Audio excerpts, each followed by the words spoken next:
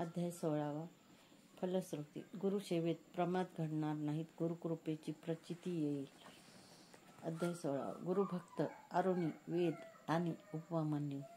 श्री गणेशाय नमः. सिद्ध म्हणाले नामधारक. वैजनाथ क्षेत्री अंबाभवानी नावाचे एक मनोहर स्थान आहे. श्री गुरूंनी तिथे वर्षभर वास्तव्य केले. त्यांचे सर्व शिष्य यात्रेला गेल्यानंतर मी स्वतः त्यांच्या सेवेत राहिलो होतो. एके दिवशी एक ब्राह्मण साधक श्री गुरूंकडे आले व म्हणाले, स्वामी, मी बरीच साधना केली, पण आत्मज्ञान झाले नाही. त्यामुळे मनशांती नाही. कृपया मला मार्ग दाखवा. माझे गुरु निष्ठुर आहेत. त्यांनी मला ज्ञान दिले नाही, कष्ट ऊन मात्र घेतले. त्यामुळे मी रागाने त्यांचा त्याग करून आलो आहे. तेव्हा श्री गुरु म्हणाले, महोदय, गुरुचा त्याग म्हणजे आत्मघात. माझ्या दृष्टीने तुम्ही गुरुद्रोही आहात.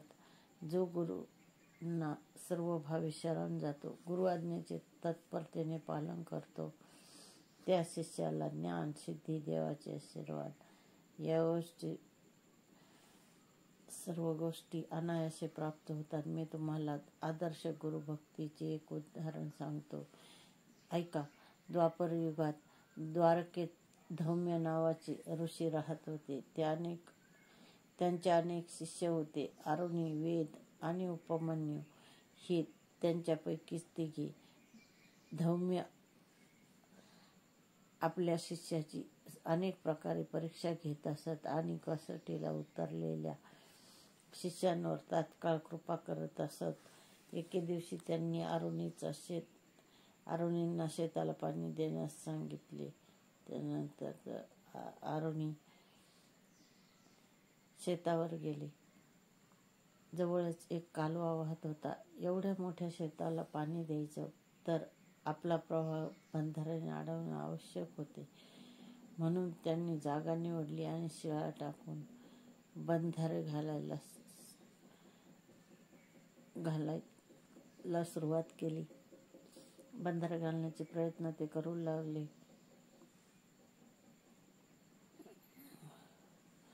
पण पाण्याच्या जोरामुळे तो टिकेना. तेव्हा प्राण गेले तरी चालतील, पण शेताला पाणी द्यायचंच असा निश्चय करून बंधाऱ्याचा जो भाग प्रवाहाकडे टिकत नव्हता तिथे ते स्वतः आडवे झोपले. हा प्रयत्न सफल झाला.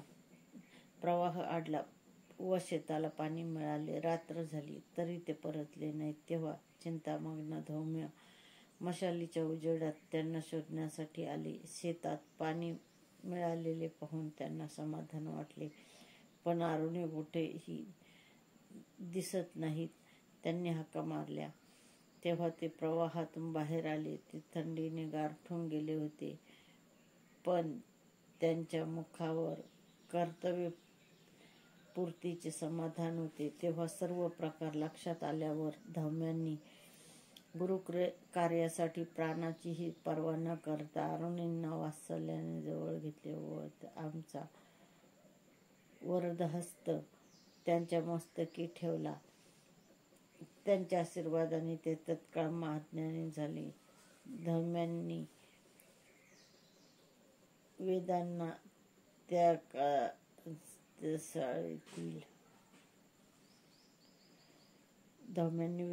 त्या शेतातील शाळीच्या पिकाची राखण करायला सांगितली. पीक तयार झाल्यावर त्यांनी कापणी व झोडपणी करून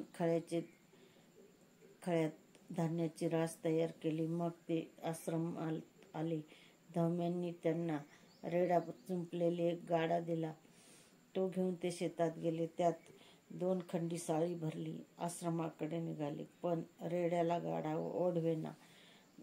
मग जोखडात मान अडकूनही तेही गाडा ओढू लागले. मार्गात रेडा चिखलात गुंतला असता त्यांनी त्याला सोडवले आणि महत्प्रयासाने गाडा बाहेर काढला. त्यानंतर त्यांनी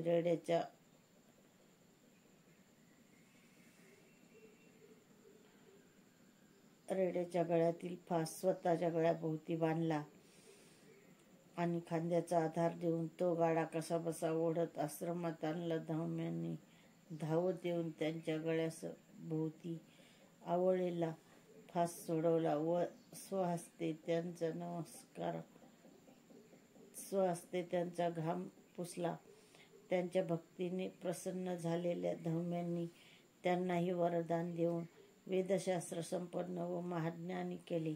उपमन्यू धौम्याची गुरे राखायची आणि त्यांच्या अतिखाण्याने बुद्धीला जडत्व येऊन त्यांची विद्याभ्यासातही प्रगती होणार नाही, म्हणून आश्रमातून त्यांना मोजकेच अन्न दिले जायचे. म्हणून भूक भागवण्यासाठी ते भिक्षा मागायचे. ही गोष्ट धौम्यांना कळताच त्यांनी ती भिक्षा आश्रमात आणून देण्याचे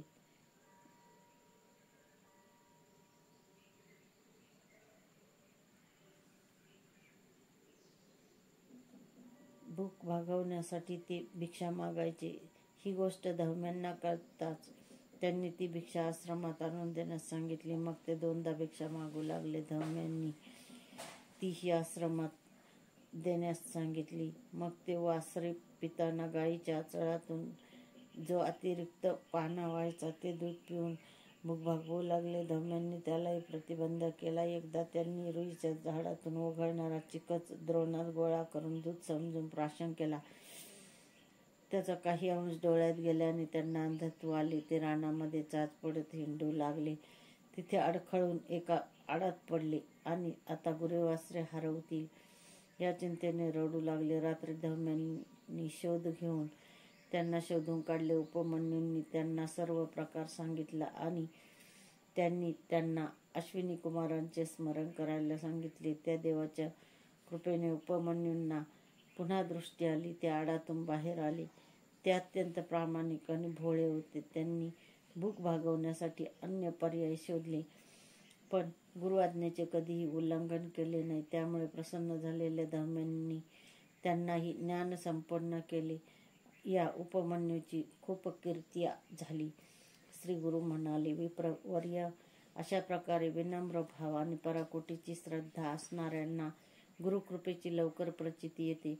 पण तुमच्यासारख्या अधमांना शेवटी नरकच प्राप्त होणार. तेव्हा ते ब्राह्मण पश्चातापाने प्राणत्यागास उद्युक्त झाले. त्यावेळेचा त्यांचा मनोभाव जाणून श्रीगुरूंनी त्यांचे सांत्वन केले आणि आपला वरदहस्त त्यांच्या मस्तकी ठेवून त्यांना सज्ञान केले. मग श्रीगुरूंच्या आज्ञेने त्यांनी त्यांच्या गुरूंची क्षमा मागितली आणि निर्मळ भावाने त्यांची सेवा करू लागले. त्यानंतर श्रीगुरूंनी कृष्णा नदीच्या पश्चिम तीरावर वसलेल्या भिल्लवडी गावी वास्तव्य केले.